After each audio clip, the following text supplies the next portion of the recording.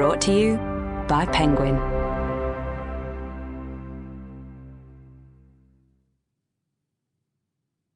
Maneater by Ellie Graves.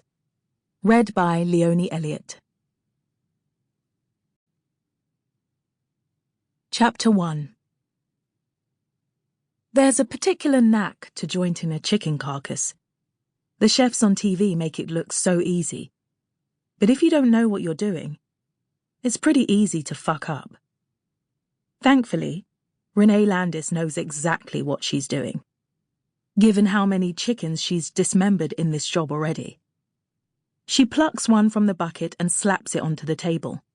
The slick flesh wobbles as she digs her fingers into its sides, feeling for where the rubbery cartilage meets bone. It only takes a couple of seconds. There's not much variation in chicken anatomy. She slices through the joint as easily as through butter. Behind her, someone turns on the radio. Pop! First leg out. Today, on the first anniversary of the disappearance of Frank Mercer, his wife makes a fresh appeal for any witnesses or sightings that may uncover the truth of what happened to the television presenter. Frank Mercer, best known for his role in the BBC show I Wouldn't Want to Eat That, vanished after accusations of improper conduct against contestants. Allegations that were later confirmed when chef Bethany Jacobs called for his resignation after he referred to her as a stupid woman and told her she needed to go back where she came from. Clack. Second leg comes loose. Many, including both his ex-wives and 3 of his 5 children, believe Mercer, who would be 59 now, is most likely dead. His first wife, Elena, said that he hated being questioned and would never take responsibility for his own poor conduct, while expecting others to fall over backwards for him. Renee's about to disjoint the wings when she notices 3 white stalks protruding from the raw flesh.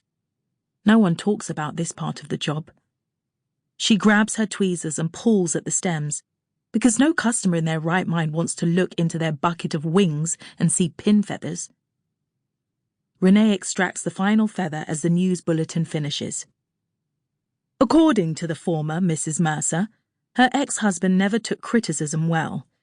She believes he could be living somewhere remote under an assumed name, or took matters into his own hands.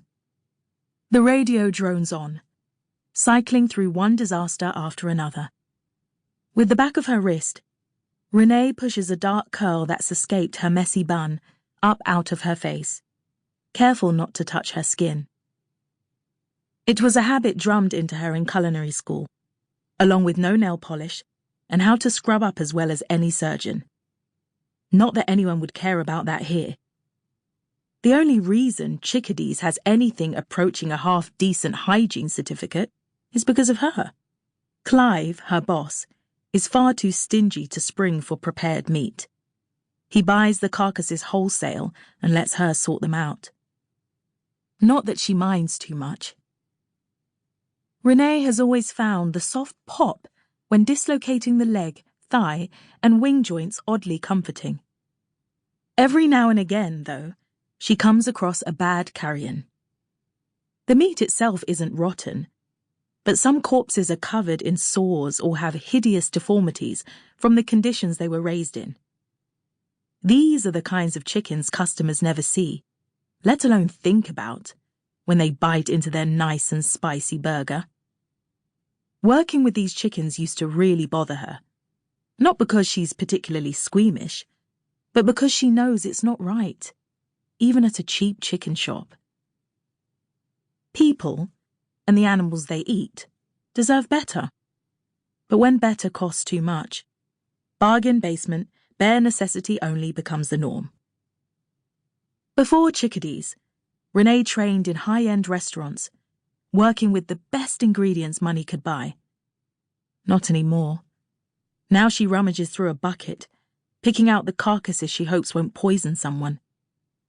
She has a clean record, but that doesn't stop the creeping feeling. Sample complete. Ready to continue?